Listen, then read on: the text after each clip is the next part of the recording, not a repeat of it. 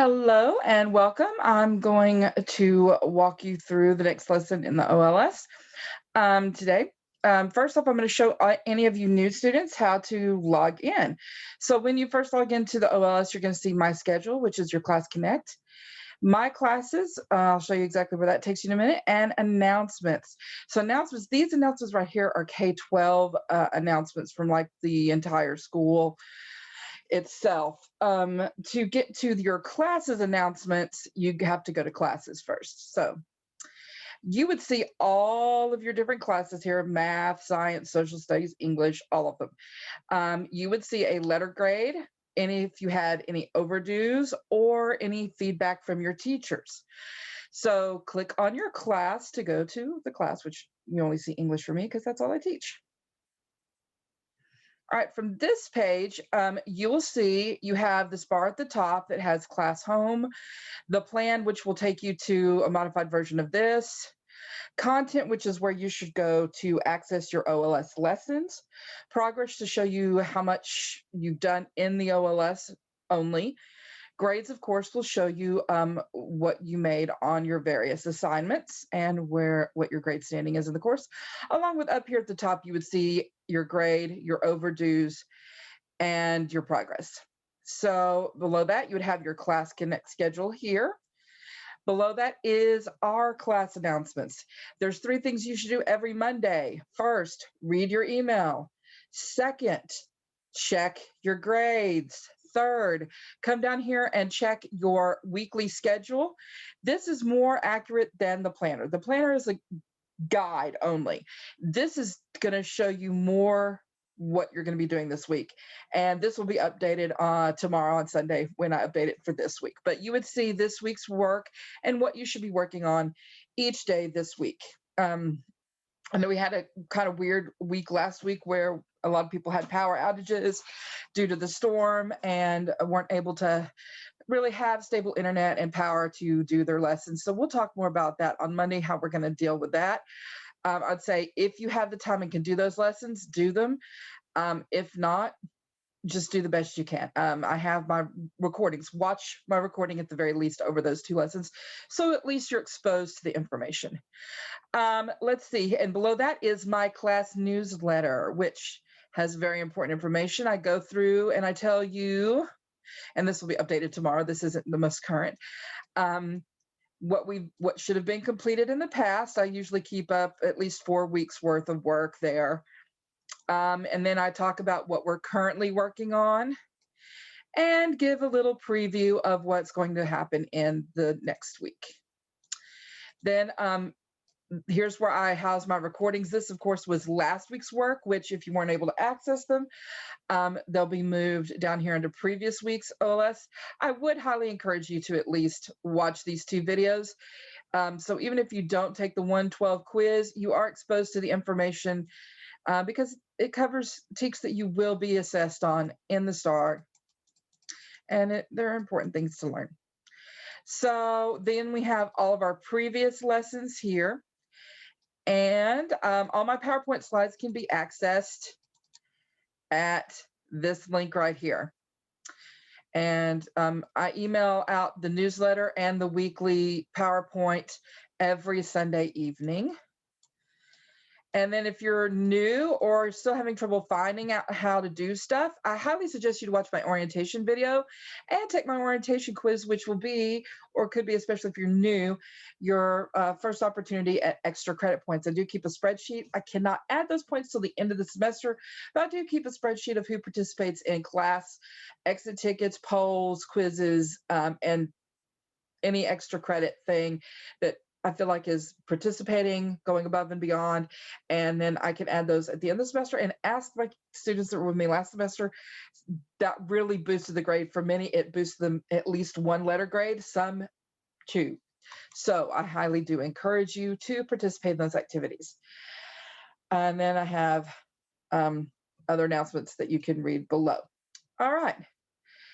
So let's just get this started by clicking on content first. Let me get into student view so it looks just like it does for you as the student. All right, and we click content. This is the best way to go, not through your schedule. You can go that way, but this is the most stable way. I've never seen this way go down. All right, over to the left here, you have a table of contents. And so far, we have covered up to 112. Share your story. So 113 is our writing workshop. And 114 is paint a picture. Let's see. Yep. 113 was should have been taken care of the 2 weeks previous. We went 1-9, 110 and skipped over 111 and 112 to go to 113 so we could do that pre-writing activity. But if you haven't done your rough draft, you're just coming into class, go ahead and preview that, because this week your final copy is due. So I know you're not technically responsible for getting in it. No one really had to turn in their 113 rough draft, but you need to make a rough draft anytime before turning in a final copy, and you will be responsible for this final copy. So I would encourage you to do lesson 1-9, 113, and 112 will kind of help you with this as well. 113, and then all of this week, this writing here, workshop 3 and 4, that's to help you get to that final draft. So focus on those for sure. But this week, what is going to be due is 114, 115, and 116. So I'm going to start off with 114, paint a picture. So when you click on it, it will pop up over here, but you may have to scroll up to the top to see it. And you always want to start with the lesson introduction.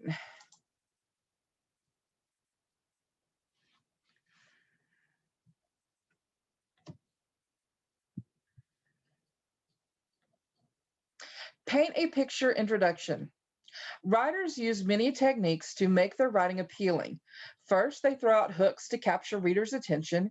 Then they use precise language and dialogue to keep their readers' attention from straying. In this lesson, you will learn how writers make careful word choices to enliven their essays. You will also learn how dialogue is used to develop narratives. When you finish this lesson, you should have some ideas for adding specific language and dialogue to your narrative. See down here, there's one of 2 slides, so we need to go to the second slide before going back up here and clicking this arrow. And on this page is the student guide. Always, always, always download that student guide. And it goes over the lesson objectives, which we just talked about. It gives you key vocabulary that you might need to know, such as dialogue is a conversation between characters. Dialogue tags, the words used to identify speakers and describe how they speak or spoke. And writer's craft, the techniques a writer uses and the decisions a writer makes to develop a topic. And a lot of times, if there's like graphic organizers or the story, it may have a link there for you to download those. This time there's no story. We're just talking about developing that rough draft and final copy of your personal narrative. So when you're done reading that, you go back to that tab and you're ready to click up here to move forward to module 1. Strong word choice. To develop and enhance their stories, writers turn their attention to word choice. They ask themselves whether their nouns and verbs can be more specific. They ask whether adding an adjective or adverb will sharpen an image. All right, we've got shiver, thud, kapow, pop. What are those examples of? Do you remember? We've been talking about in class. We're going to be talking about it this week in online class. It's one of my favorite terms because it's like supercalifragilisticexpialidocious. It's onomatopoeia. Onomatopoeia. Love that. And that, of course, is when a word is imitating the sound it's supposed to represent. It's like pop. Sounds like a pop. Kapow. Thud. So, love onomatopoeia. Great literary device. So slide 2, nouns and adjectives. Nouns. Some nouns are too general to call up a clear image. The word horse is a general name for a large 4-legged mammal with a mane and long tail. It doesn't help readers to picture a particular horse. To do that, you must use more specific noun. Replace words like horse with mare, colt, stallion, filly, roan, or pinto, or I love the Clydesdales. I just think they're gorgeous. Or palominos. Adjectives. Adjectives, too, should be as precise as possible. Consider using adjectives like sleek, greedy, lazy, sturdy, restless, or rebellious before the word filly. Think about how each one changes your reader's perception of the filly. So if we say it is a lazy filly, what is that? What is that picture? You should be thinking of a picture in your mind of a lazy filly. What is that lazy filly doing? Or if I said it's a restless filly, what is that filly doing in your mind's eye? Or if I said gentle filly, what does that how does that change the narrative? Verbs and adverbs. Verbs have a powerful effect on our imaginations. Precise verbs make readers imagine exactly how someone or something moved or sounded. To show how a filly crossed a field, choose a specific verb like cantered, trotted, streaked, or galloped. So if I say, the gentle filly cantered across the field, can you picture that in your mind? What if I said, the restless filly galloped all over the field? How does that change that? Adverbs. Good writers use adverbs to form a clear picture of how something was done. For example, a horse that whinnies triumphantly sounds different from one that whinnies nervously. Can you hear the difference of whinnying triumphantly versus whinnying nervously? How does that sound different in your mind's ear, I guess, in that respect? And slide 4. Strong word choice. In the passage, note how the writer uses exact words to add color to the essay. Select the buttons to look at a few examples of such kind words. I half ran and half staggered around the track. My lungs pumped desperately and my heart hammered wildly. My blood pounded so thunderously in my ears that the hearty cheers of the spectators seemed no louder than a murmur of a seashell. A slick coat of sweat covered my burning face and stung my eyes. A figure swept past me in a blur of red and green. So what? I no longer cared about making off with a ribbon of any color. All I wanted was somehow to sprint, stumble, or crawl over that faraway finish line. Okay. Can you pick out some strong words that this narrator used? Let's see. Let's look at the exact nouns. We have exact nouns as cheer, spectators, murmur, seashell, blur. Specific verbs: staggered, hammered, pounded, stung, and swept. Some adjectives that add detail would be hearty, slick, burning, far away. And some adverbs that make the actions more clear: desperately, wildly, thunderously. And since we're on 4.4, we're ready to go up here to the module 3 or 2. Sorry, module 2. Show and tell. As writers, we want to show readers what we want them to know, rather than tell it to them. Showing is much better than telling. Wouldn't you rather experience a television show yourself than have someone explain to you what happened in it? It's the same with writing. Instead of explaining, aim to show the reader through vivid detail and dialogue. Found out what this means in a passage from our sample personal narrative. At last, we flew to San Francisco. It was 5 a.m, and I was too sleepy to notice anything. So it wasn't until the next day I got my first surprise. I woke up early, put on my shorts, hurried outside, and my legs turned blue. It was cold. My mom had to explain, in Northern California, we have real winters. All right, at last, this is an adverb that gives the reader the impression of the agony of waiting.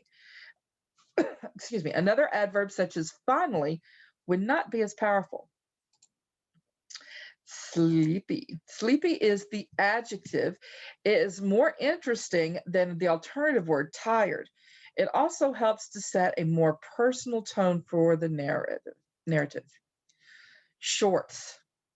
While the author could have used the generic noun clothes, shorts gives the reader a clearer picture of what the narrator was wearing and offers a clue as to her misconceptions about the weather in Northern California. Hurried. The author could have used the verb went here, but hurried is much clearer and stronger. It gives a sense of the author's eagerness to experience California weather. Number 1, how can a writer work on showing rather than telling? Think about your answer. Maybe jot it down. Click on answer to check and see if it's similar to what you put. Add details that paint a picture in the reader's mind rather than simply telling the reader what happened. Think of very descriptive words. Make it as specific as you can. Take your basic nouns like good and come with looking at the thesaurus to find a better word to express good or bad or whatever that simple adjective is. Use your 5 senses too. Which parts of speech are important for showing? Would that be a noun, a verb, an adjective, an adverb? Write down your answer. Let's see. Finding vivid alternative words for nouns, verbs, adjectives, and adverbs is a great way to spice up your writing. So you can, all of those is the answer. Again, if you're using a very basic noun, make it more specific. If you're using a very basic verb like ran, well, make it more descriptive by saying swiftly, raced, something like that. If you're using very basic adjectives, again, like we showed before, change that up. An adverb, how something is done, take your basic adverb slowly and maybe say sauntered or, meandered, whatever. Make it spicy. Show me what you know. Why does showing matter? While informative writing contains facts, entertaining writing must include interesting details and vivid descriptions in order to entertain the reader. Showing rather than telling is an important part of entertaining. I mean, who has not read a textbook that was just really boring to read? Who has eaten some food that was really bland? You don't want your writing to be bland because your reader's going to become disinterested. It's not going to fulfill them. Add a little spice in there. So spice up your words. Add a little spice. Add some cinnamon and some cardamom. Add some ginger. Whatever's your favorite spice. Add some of that in there. A little salt, a little pepper. Spice it up. Make it interesting. Make it more palatable.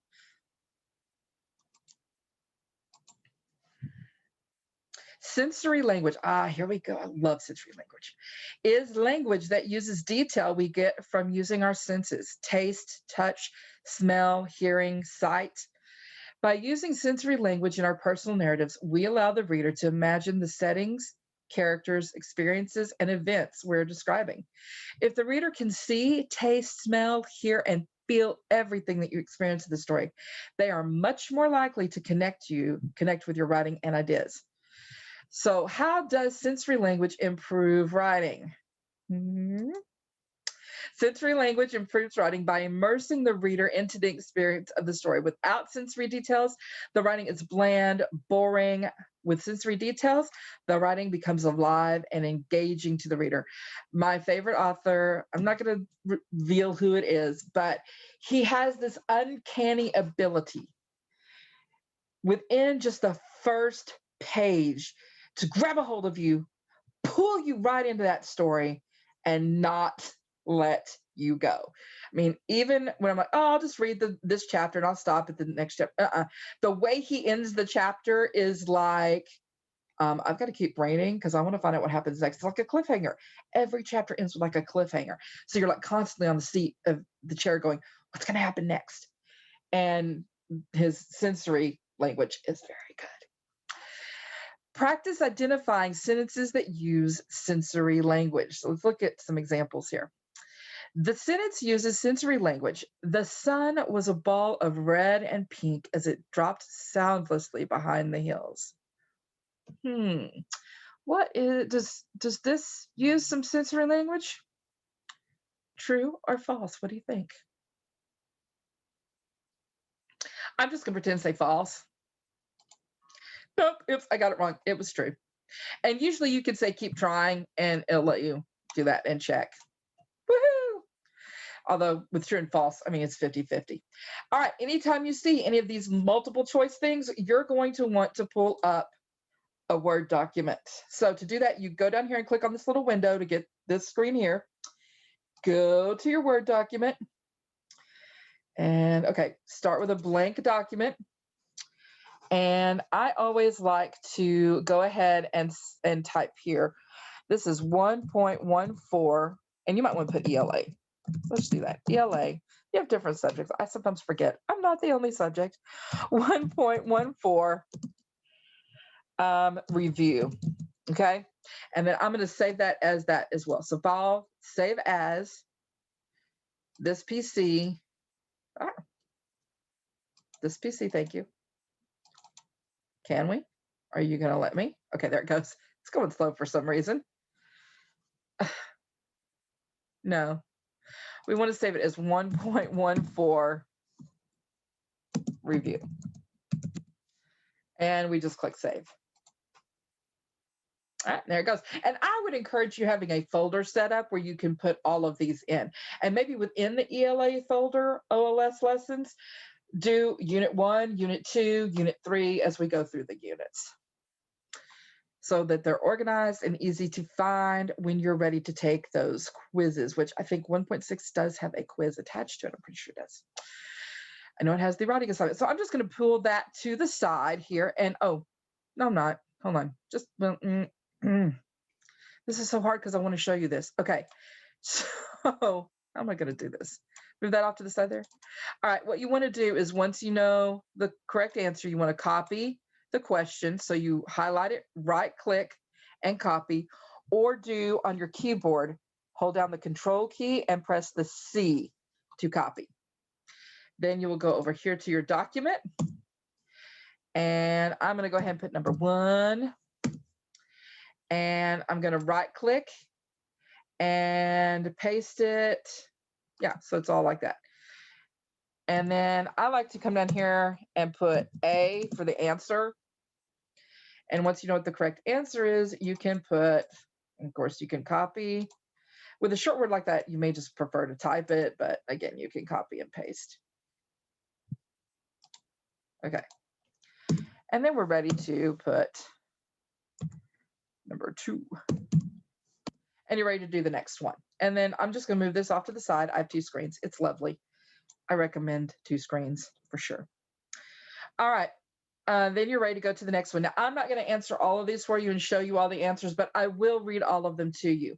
Be sure that once you check your answer and know the correct answer, to copy and paste that over to your Word document. This will be so helpful because a lot of times this is where they pull questions for those chapter quizzes. And even if there's not a quiz attached to this lesson, they could pull a question from there. So it's important, if the weekly lesson contains 3 lessons, have all 3 of those reviews pulled up, along with any stories that were read or covered, or articles, any kind of reading material. Have it pulled up so that you can reference back to it. Okay? It's an open book quiz. All right, number 2 is the sentence uses sensory language. The sunset was colorful. Does this use sensory language? A, true, B, false. Check your answer, copy and paste into that review document, and then you're ready to move to the next one. Pause this recording if you need to until you're ready to move forward. All right, number 3. The sentence, the train's whistle grated on me like the roar of a hurricane. Does this sentence use sensory language? True or false? Check your answer. Once you know the correct answer, copy and paste the question and correct answer in the review document. Number 4, the train's whistle was loud. Does this sentence use sensory language? True or false? Check your answer. Copy and paste into the review document. Number 5, the sentence uses since upon biting into the taco, my mouth was flooded with flavors, both savory and spicy, and I started to sweat. Does this sentence use sensory language? A, true, B, false. Check your answer, copy and paste into the review document. The taco was delicious and spicy. Does this sentence use sensory language? A, true, B, false. Check your answer, copy and paste into the review document. Number 7. As I was tackled, I felt the bone-crushing impact of the linebacker's helmet gouging my back. Does this sentence use sensory language? True or false? Check your answer, copy and paste into that review document. When I tackled, it hurt. Does this sentence use sensory language? True, false? Check your answer, copy and paste into the review document. The sentence uses I keep reading that. This sentence uses sensory language. I heard the car before I saw it, screeching like a wounded baboon before smashing into the pole. True or false? Check your answer, copy and paste into the review document. The sentence uses sensory language. The car crash was really loud. True or false? Check your answer. Copy and paste into the review document. And that's all of those questions. We're ready to move on to slide 3. Creating characters. Sensory language is also an important part of creating believable characters in a vivid setting. Check out these passages from the personal narrative. My stomach felt full of cold lead. You'd think I'd be used to moving, but I felt sick every time. Full of cold lead. What does the image of a stomach full of cold lead bring to mind? Think about how your stomach would feel if you could describe it as being full of cold lead. I felt sick every time. If the writer feels sick every time she moves, what does this tell you about her life so far? Not very pleasant, I wouldn't think. That day, after learning the news, I went straight to the youth center to find my friends. Their smiles turned to gloomy frowns when I said I was leaving in a few weeks. We grumbled about my bad luck. Gloomy frowns. How does the word gloomy help you better understand the author's relationship with her friends? How would the sentence be different if the author had just used the word sad? Sad frowns? Gloomy frowns? Grumbled.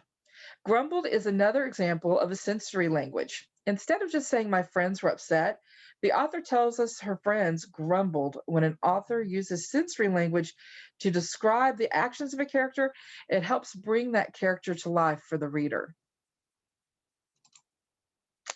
Based on the sensory use of language, how would you describe the narrator of this story's essay? Think, maybe jot it down. The narrator is outgoing, someone who has moved often because of her father's job. She seems to make friends easily and is very loyal to her friendships. Slide 4. A believable setting. Sensory language is an important part of creating a vivid setting. Let's say you needed to describe the ocean. Consider the following approaches. 1, the ocean is a large body of water that moves with the changing cycles of the moon. 2, the ocean rolls in and out with the changing tides, crashing higher and higher on the shore as white caps roll over the sand like foam. Which description better brings the setting to life and why? Jot down your thoughts. Let's check that answer. Although the first sentence tells the reader what the ocean is, it doesn't tell the reader how the ocean looks. The second sentence creates a vivid, believable setting. It's got some spice to it. Let's consider some of the descriptions of setting in the personal narrative we read. She'd always said Chicago was too noisy for her. For one thing, the elevated railway wasn't far from our apartment. Whenever the trains rumbled past, the chandelier in our living room swung to and fro. The chandelier in our living room swung. Think about the image of the chandelier swinging from the ceiling. The author could have just said that the elevated railway was loud. Instead, you get the image of a chandelier swinging every time the train comes by.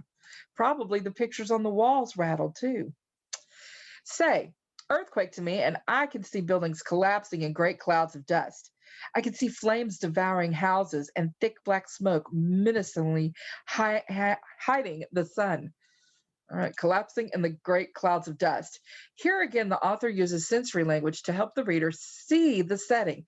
Instead of saying, I can see buildings falling, the author describes them as collapsing in great clouds of dust. This is a much more vivid image. And menacingly. Here, the word menacingly is a key one in the passage. Menacingly brings to mind something evil or angry. When you consider the smoke as angry instead of just a smoke, it makes a difference in how you picture the effects of an earthquake. All right, we're on 404, so now we'll go up here to the top to Module 3. Practice with words. Now it's time to practice choosing the most appropriate words for a story. An appropriate word is one that provides the most accurate description. It also makes sense in the sentence and it suits the overall tone of the narrative. Again, this is where anytime you see any kind of multiple choice question like this, copy and paste into that review document. So, which words would you choose to replace the blanks in this paragraph? Suddenly, a blank storm was battering us. Blinding rain blanked the car windshield. The windshield wipers were useless. So let's try plugging these words in where the blanks are at. And I'm going to do A first. A.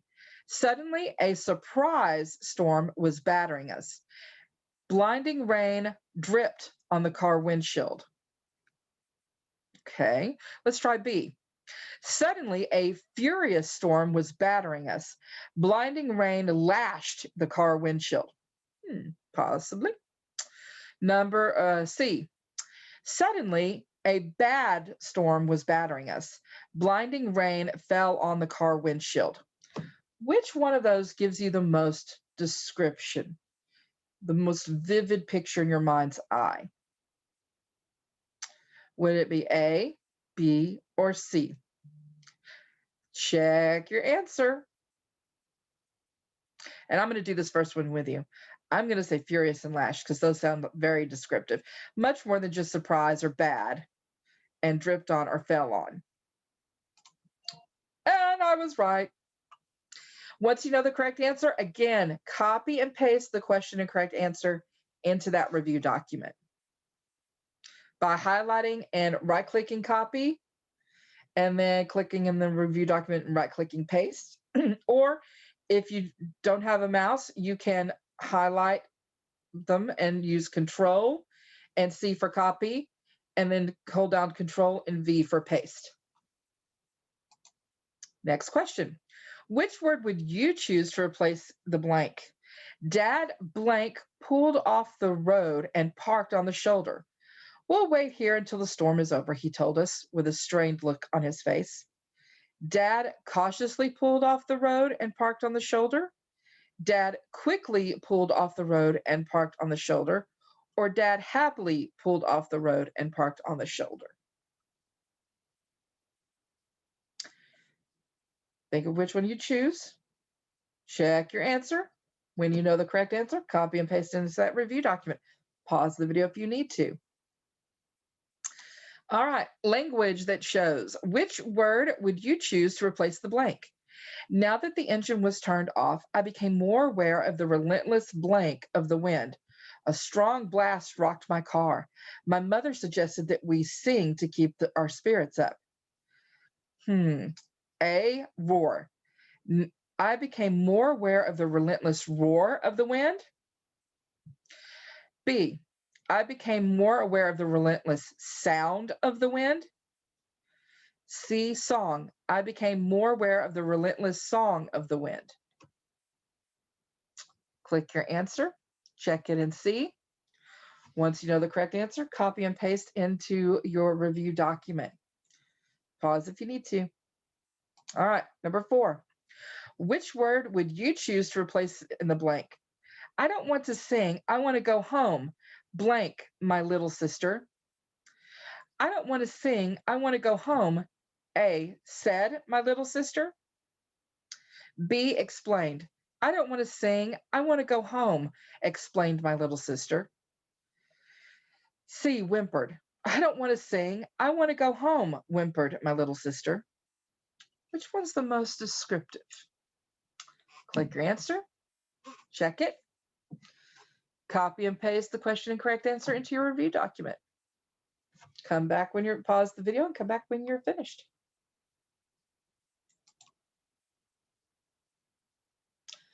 Ready to move up at the top? We're on to module 4. Dialogue. Dialogue is a conversation between characters. It tells in their own words what they say or said. Here are some good reasons to include dialogue in narratives. Readers can more easily imagine themselves in a scene when they hear characters speak. Dialogue sometimes moves more quickly than a summary of the same conversation. Dialogue can be used to introduce useful information. Characters' exact words may reveal what they are like and what they're feeling. Slide 2. Dialogue tags. And of course, these are the words used to identify speakers and describe how they speak or spoke. Are the words used to describe which characters are speaking, as well as in the manner in which they speak. Writers can use these tags and related sentences to give many kinds of information. In the example, the dialogue tags are underlined. All right, muttered Colin, rolling his eyes. Jessica gave an elaborate yawn. I really don't care what you do, she said lazily. All right, muttered. So we see muttered Colin rolling his eyes. That kind of gives his thoughts. If someone's rolling their eyes, it's kind of dismissive. Jessica gave an elaborate yawn, yawning to show boredom. I don't really care what you do, she said lazily. Notice that Colin's tag includes the phrase that describes how he spoke. Jessica's speech is preceded by a related sentence describing her action. This kind of information helps readers understand the character's feelings. Slide 3. In this activity, you will read a passage from a narrative. As you read it, notice how the writer uses the dialogue and related text to develop the narrative. Notice the ways the author uses dialogue and action to develop the story. Select the buttons to see specific examples. Here's the thing. It was the perfect day for doing nothing. With my friends Rachel and Erica, I sat dangling my legs over the pair and idly kicking up spurts of lake water. Did you buy your brother a birthday present yet? Asked Rachel. Not yet, I frowned. I really can't think of. Eep, squeaked Erica. She pointed an unsteady finger at the tall reeds a yard away. Something moved. It's probably just a frog. Rachel jumped to her feet, strode over to the spot, and parted the reeds. Why, it's only an itty-bitty snake, she exclaimed. She watched it for a moment. Come and see. No, thanks, I shuddered. Snakes are too slimy for me. They aren't slimy, insisted Rachel, who has a pet snake. They're only a little tickly.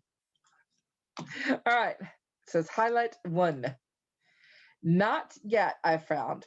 I can't really think of. Here, the writer uses dialogue to inform readers that she hasn't found a gift for her brother. This is a response to Rachel's question. Highlight 2. Eep, squeezed Erica. She pointed an unsteady finger at the tall reeds a yard away. Something moved. Here, the writer uses dialogue and actions to show Erica's fear of the thing in the reeds. The exclamation, eep, and the word squealed both show that Erica is afraid. Rachel jumped to her feet, strode over to the spot, and parted the reeds. In this sentence, the writer shows the reader that Rachel isn't the kind of person who is easily frightened by a thing she can't see. The words jumped and strode show that Rachel did not hesitate, indicating she was not afraid. If she were afraid, how would she have reacted? I shuddered. Notice how the word shuddered shows her dislike of snakes. Shuddered is a very vivid word that tells readers just how she feels. Why, it's only an itty bitty snake. They aren't slimy, insisted Rachel, who has a pet snake. They're only a little tickly. Rachel's words make it clear she doesn't fear the snake. Her reaction and comments tell us that she feels, in fact, we know she has a snake as a pet. And now, ready for Module 5. Punctuating and paragraphing dialogue correctly. Have you ever overheard a conversation in another room and became confused about who was speaking? Listened to a television show from one room over and lost track of who said what? Frustrating, right? Because getting lost in the he said, she said of a conversation is an unpleasant experience for a reader. It's very important to construct dialogue correctly. When writing a personal narrative, it is vital that the reader is able to tell who is speaking and when. Dialogue that is correctly punctuated and paragraphed will be easy for the reader to understand. Number 1, why is punctuating dialogue correctly important? Look back, think of your answer, check and see if you're right. Without correct punctuation, dialogue can be confusing and misunderstood. You do not want to frustrate or confuse your reader. Number 2, why is correctly paragraphing dialogue important? Again, think of your answer, check it. The way dialogue is constructed in paragraphs helps tell the reader who is speaking. Without correct paragraphs, the reader may become very confused. So, don't want to be confused. Slide 2. He said, she said. Paragraphs and punctuation rules help readers determine when one conversation ends and another begins. When a new speaker speaks, begin a new paragraph. When someone is speaking for a long period of time and new paragraphs are needed for one block of dialogue, you can separate the text into separate paragraphs. Use quotation marks at the beginning of each new paragraph. Only place the end quotation mark when the speaker is finished. So look at this example. Open quotations. I've missed you, comma, close quotation. She said quietly. Okay, there's the tag to let you know who said that. Next one, open quotation marks. I've missed you too, comma, close quotation marks. Notice that the commas go inside the quotations. He whispered. So not only tells us who said it, but he also tells us how he said it. Open quotation marks. It's been far too long since we spoke last, period. How have you been? Question mark, end quotations. Okay, see? So this one spoke for a little bit longer. He had a couple of sentences, okay? I've been, open quotations, I've been good, comma, close quotations, she said, period. Open quotation marks, life has been wonderful, period. I finished my graduate degree and have started working for a magazine, period. I love it, period. Uh-oh, they messed up. I guess they're going to ask us. There should be close quotation marks there. They forgot close quotation marks. All right, then they start a new paragraph because it's changing the speaker again. Open quotation marks. I have also been racing again, period. I forgot how much I love to run, period. Close quotation marks. Then new paragraph because then someone else is speaking. Open quotations. That's awesome, comma, close quotations. He said, period. After examining the piece of dialogue, Arnold wrote, is he following the rules? Okay, we may have kind of discussed this as we were going along. Think of your answer. Let's check it. Yes, Arnold begins a new paragraph when a new speaker starts talking. When one speaker has a longer piece of dialogue, Arnold separates Arnold separates her dialogue into paragraphs and uses a quotation mark at the beginning of each new paragraph. The end quotation mark appears only when the speaker is completely done. Except it doesn't appear that way. Like I said, I think we caught one where they did it right here because they have a new open quotation. Amazing. I love it. I have also been racing again. Okay. Oh, it's the same speaker. That's why they left it open here, because it's the same speaker. Okay. I've also, but the reason they started a new paragraph is because she kind of changes the subject a little bit, because here she's talking about, yeah, she's been good. She talks about her graduate degree and working for a magazine. Then she kind of says, and I've also been racing again. I forgot how much I love to run. So that's why she decided to split that paragraph. All right, let's go to 3. Paint a picture. Punctuation rules. Use quotation marks to begin and end a quotation. Commas separate quoted material from a dialogue tag, like she said, he said, she explained, he explained. Exclamation points and question marks can be used instead of commas to separate quoted material from the dialogue tag. Just like in irregular sentences, periods mark the end of a thought and a sentence of dialogue. Periods and commas are always placed inside quotation marks. Colons, those are those 2 dots on top of each other, or semicolons, the dot above the comma, always go outside quotation marks. Question and exclamation marks can either go inside or outside the quotation marks, depending on how they're being used.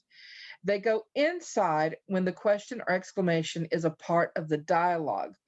When the sentence needs a question or exclamation mark, place it outside the quotation marks.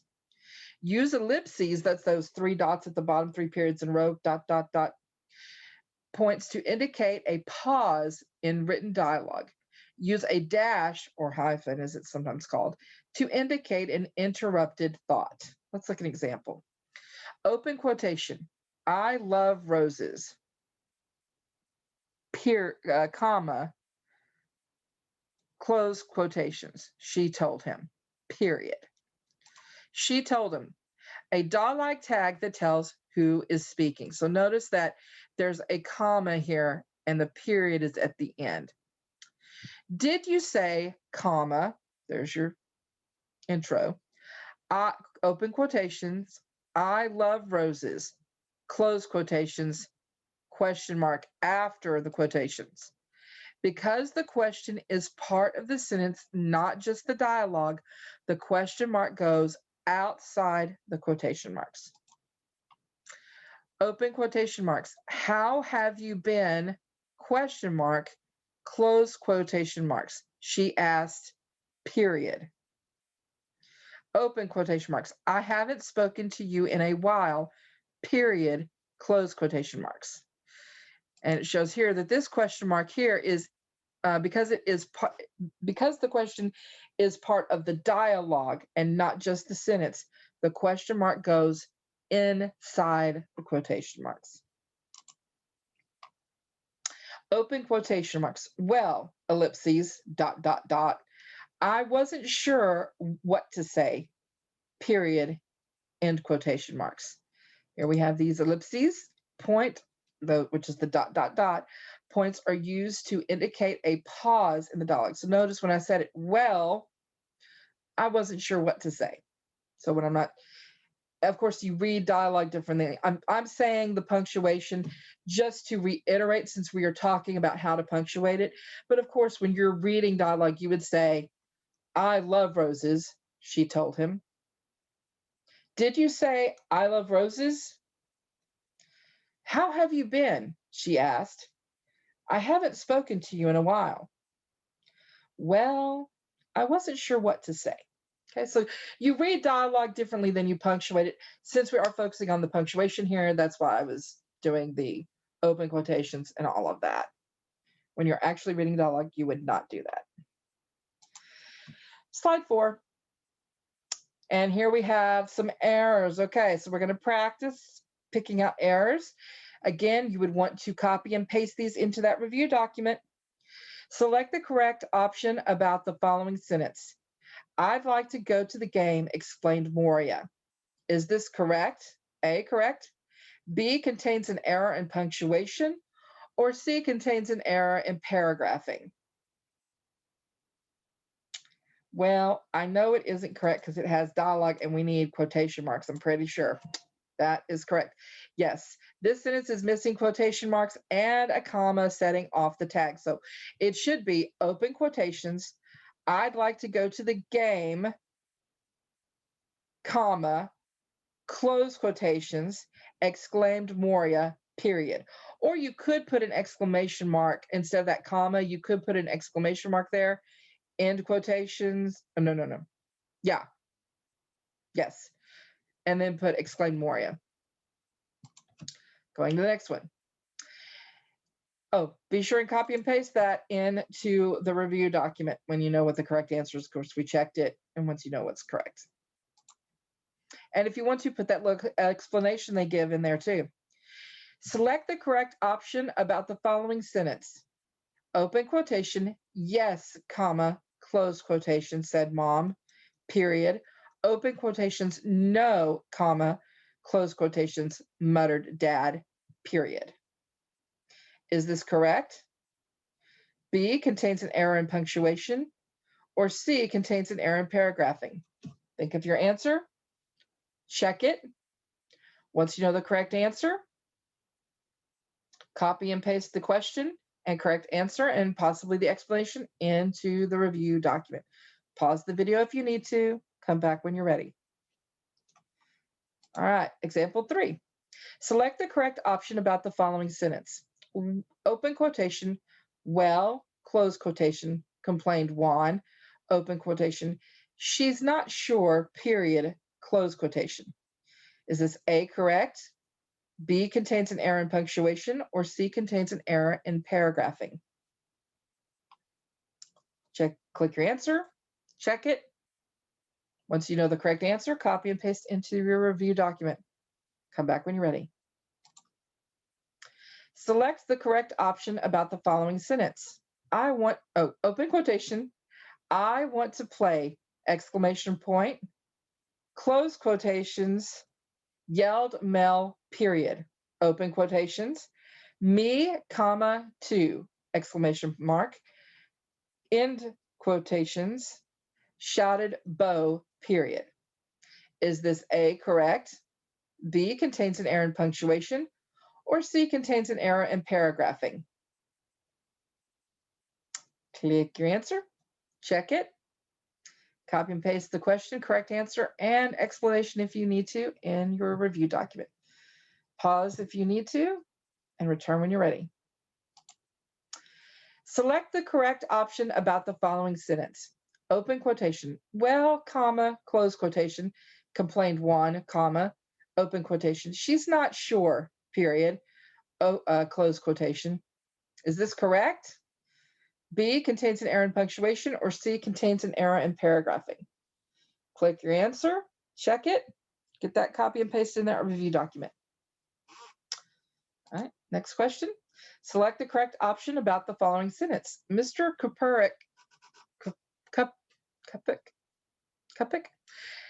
Kupik explained your test covers chapter 1, period. Is this correct? B, contains an error in punctuation, or C, contains an error in paragraphing? Click your answer, check it, copy and paste into your review document. Select the correct word option about the following sentence. I'd like to go to the game, open quotation, I'd like to go to the game, exclamation mark, close quotation, exclaimed Moria, period. Is this correct? Contains an error in punctuation, or contains an error in paragraphing? Click your answer, check it, copy and paste into the review document. Select the correct option about the following sentence. Mr. Kupik explained, comma, open quotation, your test covers chapter 1, period, close quotation. Is this A, correct? B, contains an error in punctuation. C, contains an error in paragraphing. Click your answer, check it, copy and paste into your review document. Select the correct option for the following sentence. Open parentheses, yes, comma, close parentheses, said mom, period. Next line, open quotation, no comma, end quotation, muttered dad, period. Is this correct? B contains an error in punctuation, or C contains an error in paragraphing. Click your answer, check it, copy and paste into your review document. Select the correct option about the following sentence. Open quotation, I want to play, exclamation mark, close quotation, yelled Mel, period. Next line, open quotation mark, me, comma, too, exclamation mark, end quotation, shouted Bo, period. Is this correct? Contains an error in punctuation or contains an error in paragraphing? Click your answer, check it, be sure and copy and paste it into your review document.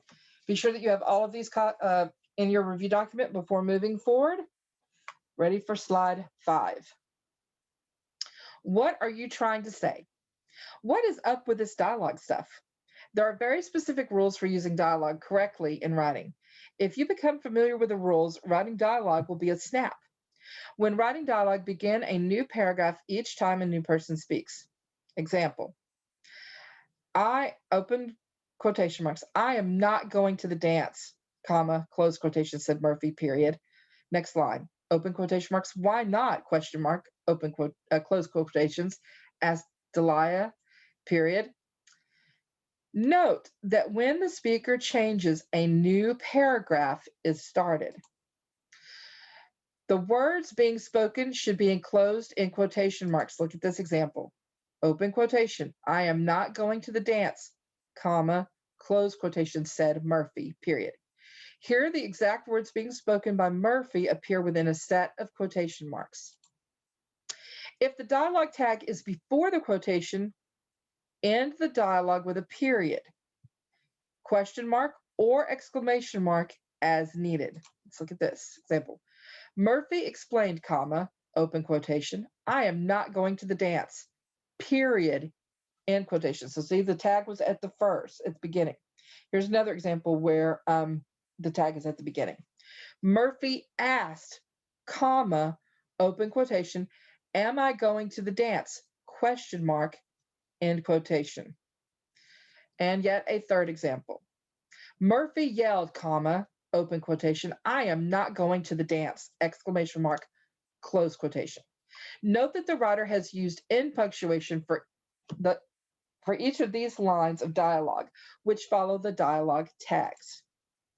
If the dialogue tag is after the quotation, end the dialogue with a comma rather than a period, a question mark, or an exclamation mark is needed. Let's look at these examples. Open quotation, I am not going to the dance, comma, close quotation, stated Murphy, period. Note that when the dialogue tag follows the dialogue, a comma instead of a period is used to punctuate the end of the dialogue.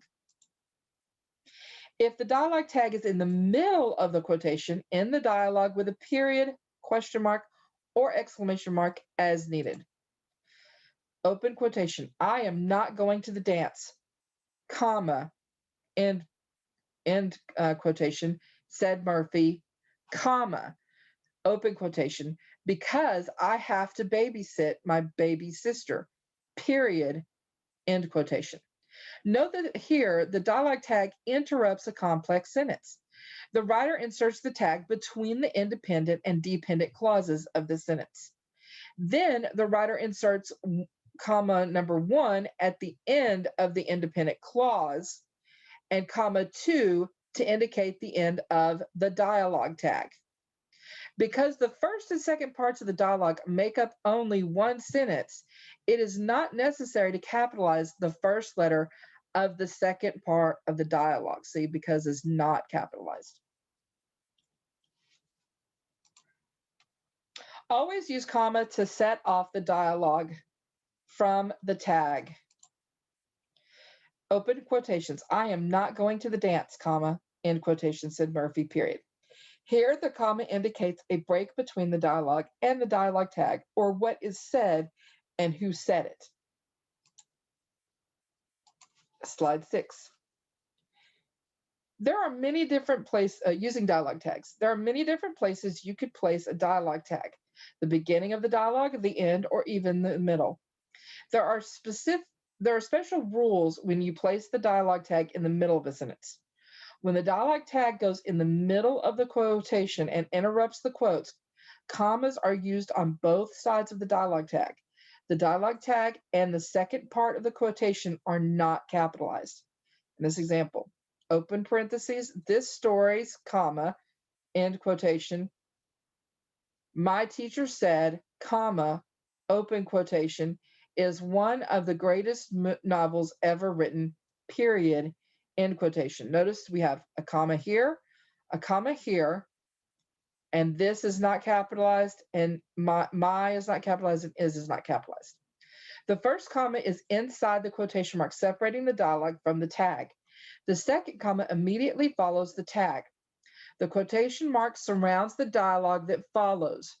When the dialogue begins with the tag, the first word of the quotation should be capitalized. So look at this one. She is, because it's the start of the sentence, is capitalized. She said, comma, open parentheses, capital will talk about it later, period, end quotation. When you place the tag at the end of the sentence, a comma is placed inside the quotation marks and a period follows the tag. Let's look at this example. Open quotation, let's start over again, comma, end quotation, she said, period. Slide 7. Again, I would copy and paste all of these into your review document. Identify the dialogue that is punctuated and paragraphed correctly. I won't go, exclaimed Josie, and you can't make me, exclamation mark. Open parenthesis, B, open parentheses, I won't go, close parentheses, exclaimed Josie, open parentheses, and you can't make me, exclamation mark, end parentheses. C, I won't go, exclaimed Josie, comma, and you can't make me, exclamation mark. D, open parentheses, I won't go, comma, close parentheses, explained Josie, comma, open parentheses, and you can't make me, exclamation mark, close parentheses. Also, remember, watch out for what they're capitalizing as well. So looking at this, I can automatically tell you, well, these two that don't have any dialogue or quotation marks are not going to be correct. So that leads me that it's either B or C. So let's look at the difference between the two. This go does not have a comma. This has a comma here. Remember, when the tag is in the middle, you need a comma. So that has got to be the correct answer. Let's check. Yep, we're right. So copy and paste this into that review document. Pause the video if you need to. Come back when you're ready. All right, I'm not going to show the answer on this one, but I will read everything to you. Identify the dialogue that is punctuated and paragraphed correctly. A, open parentheses, where did Ivan go, question mark, close parentheses, asked mom, period. Next line, open parentheses, he is not here, comma, close parentheses, responded my brother, period. B, open parentheses, where did Ivan go, question mark, close parentheses, asked mom, period. Open parentheses, he is not here, comma, close parentheses, responded my brother, period. C, open parentheses, where did Ivan go, close parentheses, question mark, asked mom, period. Next line, open parentheses, he is not here, close parentheses, comma, responded my brother, period. Excuse me. And D, where did Ivan go, question mark, asked mom. He is not here, comma, responded my brother, period. All right, which one do you think is the answer? Check it. When you know the right answer, copy and paste the question and correct answer into your review document.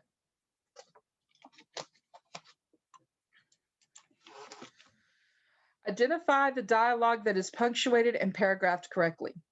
open parentheses. Oh, this is A. Open parentheses. Well, comma, I thought, comma, how can we fix this problem? Question mark, close parentheses. B. Well, comma, I thought, comma, how can we fix this problem? Question mark. C. Open parentheses. Well, comma, close parentheses. I thought, comma, open parentheses. How can we fix this problem? Question mark, close parentheses. Or D.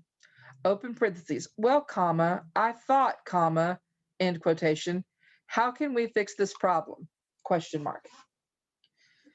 Okay, click your answer, check it, copy and paste it.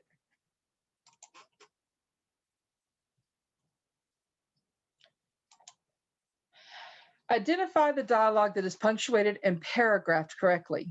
A. Open quotation. Open parentheses. Who should tell him, comma, close parentheses, I asked, period. B. Open parentheses. Who should tell him, exclamation mark, close parentheses, I asked, period. C. Open quotation. Who should tell him, period, end quotation, I asked, period. Or D. Open parentheses. Who should tell him, question mark, close parentheses, I asked, period. Click your answer, check it, copy and paste it. Identify the dialogue that is punctuated and paragraphed correctly. A. Open parentheses. This sport, period, close parentheses, capitalized she said, period. Open parentheses, not capitalized, requires countless hours of training, period, end parenthesis. B. Open parentheses. This sport, comma, close parentheses, she said, open parentheses, comma, requires countless hours of training, period, end parentheses. Or C. Open parentheses. This sport, comma, end parentheses, she said, comma, open parentheses, requires countless hours of training, period, close parentheses. D. Or D. Open parentheses. This sport, comma, end parentheses, she said, comma, open quotation, capitalized, requires countless hours of training, period, close parentheses. So on this, I will stress, don't just look at the punctuation, look at what they're capitalizing as well. Click your answer, check it, copy and paste. Identify the dialogue that is punctuated and paragraphed correctly. A. Sally said, comma, she is really let me start that over again. A. Sally said, comma, open parentheses, she is really worried, period, close parentheses. B. Sally said, period, open parentheses, she is really worried, period, close parentheses. C. Sally said, open parentheses, she is really worried, period, close parentheses.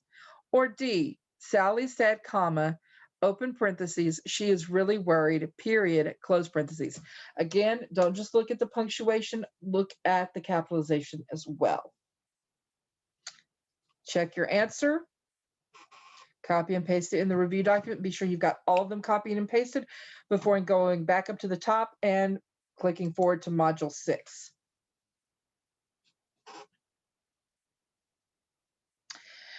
Pacing and other tools. Ever read a story that seems to drag on in some parts and then rush way too quickly through others? Stories like this have a problem with their pacing or speed at which the narrative seems to progress. Pacing is important to consider when planning and writing your personal narrative. You don't want parts of the narrative to seem stale and boring, or your reader might be tempted to skip ahead. You might be wondering what tools you can use to control your pacing. Luckily, you're already familiar with a few. Using dialogue is one way to speed up the pacing in a story. Why? Dialogue allows a reader to experience the text. Rather than listening to a narrator talk about what happened, readers can see and hear for themselves. Dialogue can make a story more exciting and more interesting. Using description is one way to slow the narrator's pace. Why? Think of your answer. Check and see if you're on the right track. Descriptive passages paint a picture for the reader. They describe the setting and other characters and provide context. They do not further the plot or the story. Descriptive passages force a reader to slow down and envision the setting, characters, and events of the story. Both are important, but equally important is knowing when to use each. What are some good times to use dialogue to speed up your pacing? Think of your answer. Let's see if you're on the right track. Use dialogue to show conflict between characters or when you want to express a sense of urgency. What are some good times to use description to slow down your pacing? Think of your answer. Let's see if you're on the right track. Use descriptive passages when you are introducing characters or setting the scene. Slide 2. Adding details to your timeline. Now it's time to go back to the planning and organizing a personal narrative document, specifically the timeline on page 3. Add notes to places in your narrative that you would like to add sensory details, dialogue, and precise language. You don't need to add these to each detail, but only to the most important events.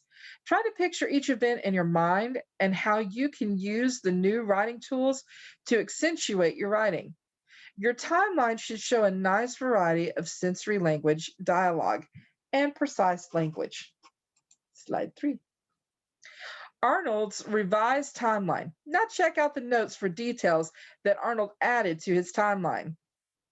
Using a timeline. Number 1, beginning of term, learned about big assignment. 2, over the next few weeks, think about doing a project, but never get far. Use dialogue. 3, recall my conversation with Dad about ski trip and decision to go despite work due. Dialogue. Number 4, give lots of details about ski trip, sensory details. Number 5, describe my poor work and effort to complete project, sensory details. Number 6, describe details about poor project, precise language. Number 7, dread while waiting for grades, sensory details. 8, awful conversation with parents about low grade, dialogue. 9, lesson, precise language. Did you notice that Arnold did not add notes for details to each item on his timeline? He chose the most important items where detail would help develop his narrative. Also note that he included a nice mixture of dialogue, precise language, and sensory details. Imagine a narrative that was only dialogue or only sensory details. Too much. By mixing things up on his timeline, Arnold will be able to follow his notes and create a narrative that is detailed yet varied. Again, if you use the same type of spice over and over again, like 3 different types of pepper, but it's all pepper, you're going to get a very hot, peppery dish. You need to add a little bit of pepper, but you also need to add some salt. You need to flavor that with maybe some parsley, maybe a little bit of thyme, oregano, okay? Add in the different spices in there. Module 7. Show and tell. Would you rather go on an amazing adventure through the jungle, or would you rather have someone tell you about it? Readers don't want to read about a topic or story. They want to experience it for themselves. Writers use precise language, dialogue, and vivid descriptions so readers can experience the narrative. As a writer, you can also paint pictures in your readers' minds. How? You can engage readers by using specific and precise nouns, adjectives, adverbs, and verbs, and by selecting words that paint a picture of what is happening in the narrative. You could write, "She looked pretty." But how's the following sentence different and more effective? The young woman looked like a dark angel with her fire red hair and piercing green eyes. One sentence tells while the other shows. Dialogue is another way to show your reader what is happening. Rather than telling them what happened or what was said, your reader can hear it for themselves. Whether you're writing a discussion board post or an academic essay or short story, using show words will make your writing more interesting and more powerful. Module 8. Oh, that's the end. we're done. Whoop, whoop. And there is no quiz attached to this one. But again, it's important to listen to this lesson and go through it so that you'll be able to use those tips and tricks to revise your rough draft, to turn your final copy into something very engaging and wonderful for the reader to read, and make your writing so much more enjoyable and expressive. If you have any questions on this, please come to open office at 1 p.m.